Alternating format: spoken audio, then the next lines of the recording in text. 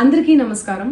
నిన్న ఏదైతే నా బర్త్డే పార్టీ జరిగిందో ఒక చిన్న ఇంట్లో పార్టీ లాగా ఒక ఫ్యామిలీ ఫంక్షన్ లాగా జరుపుకోవాలన్న ఒక ఉద్దేశంతో ఆ రిసార్ట్లో మా అమ్మా నాన్నల కోరిక మేరకు మా అమ్మా నాన్నలతో కలిసి మా ఫ్యామిలీ మెంబర్స్తో కలిసి నేను జరుపుకోవడం జరిగింది. అక్కడ మా అమ్మా నాన్న ఫ్రెండ్స్, మా ఫ్యామిలీ ఫ్రెండ్స్, మా టీమ్ మెంబర్స్ మాత్రమే ఉండడం జరిగింది. అండ్ అట్లనే లిక్కర్ ఉండడం జరిగింది, సౌండ్ సిస్టమ్ ఉండడం జరిగింది. సో సౌండ్ సిస్టమ్కి లిక్కర్కి పర్మిషన్ తీసుకోవాలని చెప్పి నాకు అస్సలు అవగాహన లేదు, ఐడియా కూడా లేదు. అది అనుకోకుండా సడన్గా ప్లాన్ చేసుకొని వెళ్ళిపోవడం జరిగింది అక్కడ. సో అందుకు నాకు అవగాహన లేదు, లేకుంటే నేను డెఫినెట్లీ నేను తీసుకునేదాన్ని. నాకు అసలు గైడెన్సీయే లేదు.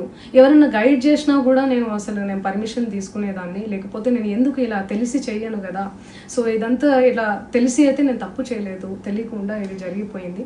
అండ్ అక్కడ లోకల్ లిక్కర్ తప్ప అసలు వేరే ఏ ఇతర పదార్థాలు, మత్తు పదార్థాలు కానీ వాడడం అసలు జరగలేదు. అక్కడ దొరకలేదు కూడా, పోలీసులు సెర్చ్ చేసినా కూడా. అండ్ అక్కడ ఎవరికైతే పాజిటివ్ వచ్చింది అని చెప్పి పోలీసులు చెప్తున్నారో ఆయన ఎక్కడో ఒక చోట తీసుకున్నాడు, ఎప్పుడో తీసుకున్నాడు అని చెప్పి తేలిందని చెప్పి పోలీసులే చెప్పారు. అండ్ అది ఇన్వెస్టిగేషన్ కూడా జరుగుతుంది. మేము కూడా పోలీసులకు కోఆపరేట్ చేస్తున్నాము.